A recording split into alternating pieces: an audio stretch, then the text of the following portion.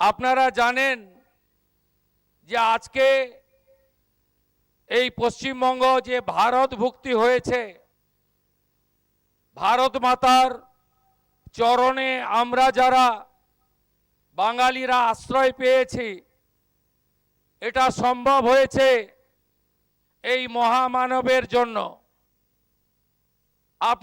আপনাদের সকলেরই জানা আছে এই ইতিহাসকে, এই কঠিন বাস্তব সত্যকে স্বাধীনতার পরে কংগ্রেসীরা যারা বিভীষিকাময় দেশ ভাগ করেছিল এবং তার পরবর্তী সময়ে 34 বছরের কমিউনিস্ট রাজত্ব আর 15 বছরের বিগত তৃণমূল সরকার, তারা আসল সত্য এবং ইতিহাসকে ভুলিয়ে দেওয়ার কাজ করেছিল। 1947-এর 20 জুন আজকে যে বিধানসভার লিডার অব দি হাউস আমি, সেদিন এই বিধানসভার নাম ছিল আইনসভা। সেই আইনসভায় ডক্টর শ্যামাপ্রসাদ মুখার্জির নেতৃত্বে 58-21 ভোটে এই পশ্চিমবঙ্গ ভারতভুক্তি ঘটেছিল।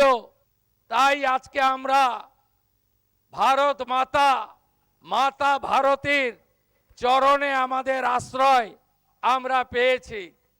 এর থেকে আরো বড় কিছু বলার দরকার নেই ওনার সম্পর্কে। আমাদের বাঙালি হিন্দুদের হোমল্যান্ড দিয়ে গেছেন উনি, অথচ তাকে যথাযথ সম্মান জানানো হয়নি।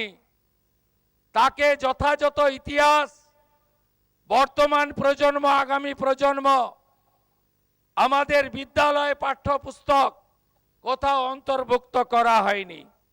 বরঞ্চ উল্টো দিকে পশ্চিমবঙ্গ দিবস যখন প্রধানমন্ত্রী নরেন্দ্র মোদীজির নেতৃত্বে মহামহিম রাষ্ট্রপতি শ্রীমতী দ্রৌপদী মুর্মুর নেতৃত্বে বিভিন্ন রাজ্যের রাজ্যপালরা 20 জুন স্টেটহুড ডে পালন করত, তাতে ঈর্ষান্বিত হয়ে বিগত সরকার পয়লা বৈশাখকে পশ্চিমবঙ্গ দিবস হিসেবে জোর করে চাপিয়ে দিয়েছিল।